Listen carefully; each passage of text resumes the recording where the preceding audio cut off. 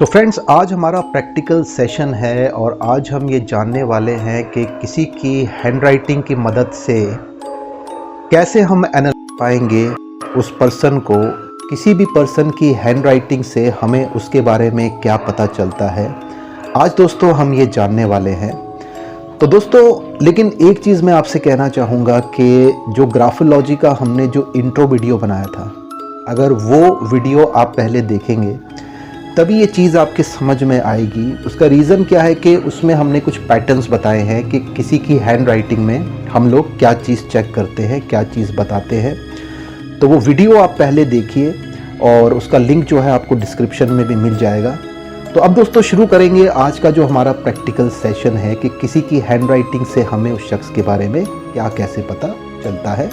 तो आपके सामने दोस्तों यहाँ पे एक पैटर्न है यहाँ पे आप देखिए। तो अब जैसे इसको क्लोजली अगर हम ऑब्जर्व करें, अगर हम इस हैंड राइटिंग को एनालाइज करें तो हमें इससे क्या पता चलता है। देखिए दोस्तों, हैंड राइटिंग में जैसे जो लेटर्स होते हैं, वो लेटर्स जो होते हैं दोस्तों वो दो प्रकार के होते हैं। एक होते हैं स्मॉल लेटर्स, एक होते हैं लार्ज लेटर्स।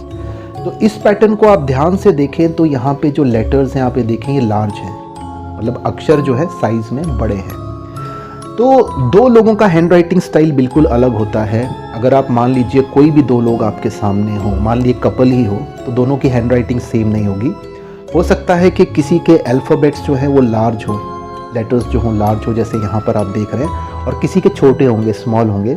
तो जो लोगों के अक्षर का साइज़, लेटर का साइज़ लार्ज होता है, और आप ये देखें यहाँ पर आपको स्पेस भी दिखेगी।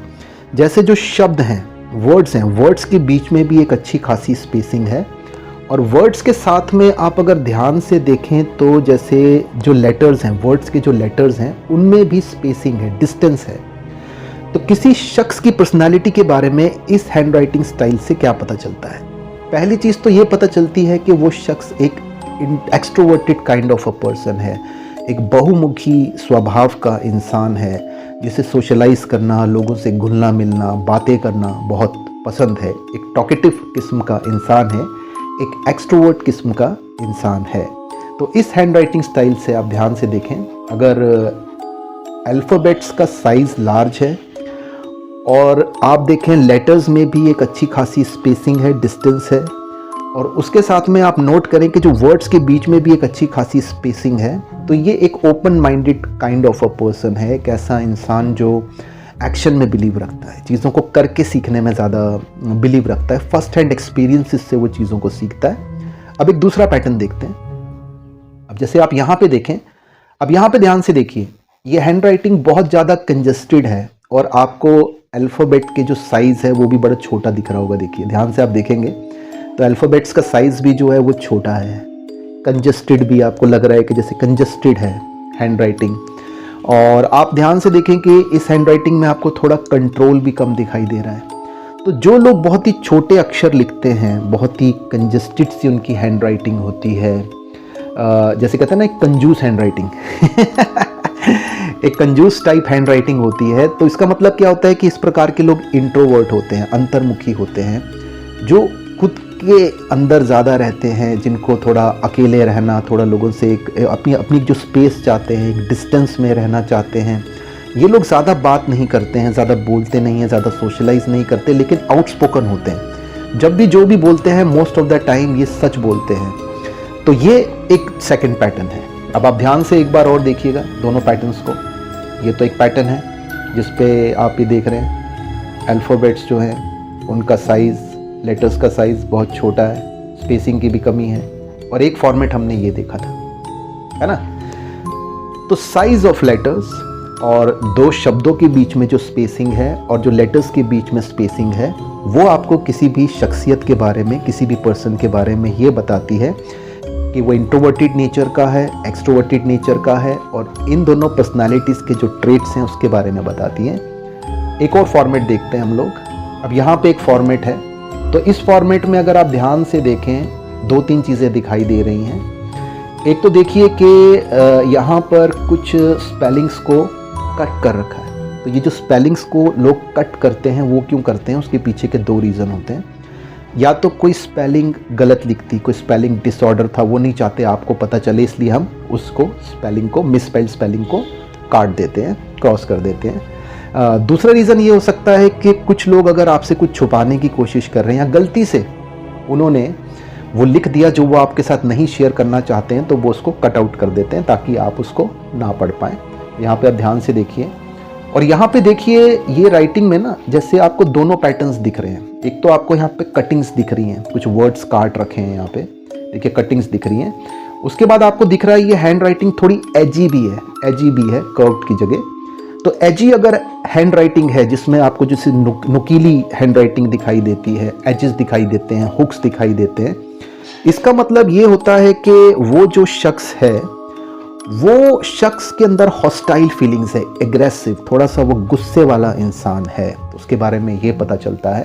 तो यहाँ पे इस हैंड राइटिंग में ये बहुत सारे साइंस मिल रहे हैं। कहीं पर अल्फ़ाबेट्स छोटे भी हैं, कहीं पर बड़े भी हैं, कहीं पे स्पेसिंग भी है, कहीं पे स्पेसिंग नहीं भी है। डुअल पर्सनालिटी, मैनिपुलेटिव किस्म के लोग, जो मतलब कि लोगों को उलझाने में जो होते हैं ना, मैनिपुलेटर्स, जो लोगों को झोल झाल करने वाले, चीज़ें छुपाने में, झूठ बोलने में माहिर लोग हो सकते हैं।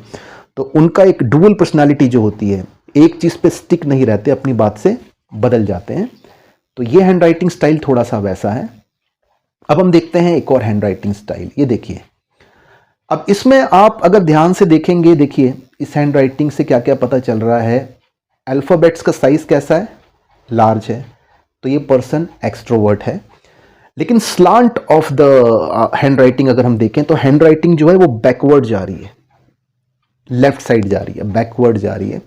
तो बैकवर्ड जाने का मतलब क्या है कि एक पर्सन जो इमोशनली इन्वॉल्व नहीं होता है, इमोशनली इन्वॉल्व जो लोग नहीं होते हैं ना, मतलब कि आपके सामने वो ऐसा दिखावा कर सकते हैं कि वो आपको समझते हैं, but they are not emotionally involved in what you are saying, what you are doing. वो आपके सामने एक ऐसा रोल प्ले कर सकते हैं कि उन्हें आपकी बात समझ में आ रही है, वो समझ रहे हैं, बट ऐसा है नहीं।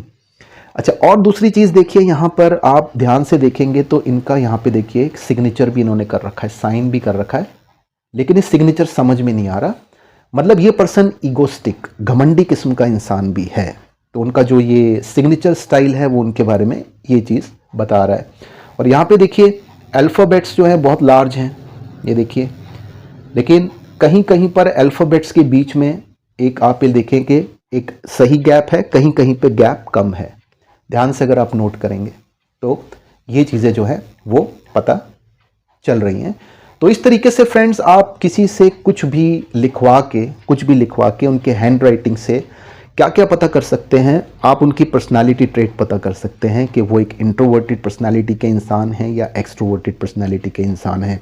कहीं वो आपसे कुछ इन्फॉर्मेशन, कुछ छुपाने की कोशिश तो नहीं कर रहे। वो कैसे बताएंगे अगर उन्होंने वर्ड्स को क्रॉस कर रखा है ना। तो ये चेक कीजिए। उसके बाद हैंड राइटिंग फॉरवर्ड जा रही है या बैकवर्ड जा रही है, स्लांट ऑफ द अल्फ़ाबेट्स जो हो सकते हैं। तो इस तरीके से हैंड राइटिंग के ज़रिए, किसी के भी हैंड राइटिंग के ज़रिए दोस्तों, किसी भी शख्स, किसी भी पर्सनालिटी के बारे में हम लोग ये चीज़ें पता कर सकते हैं।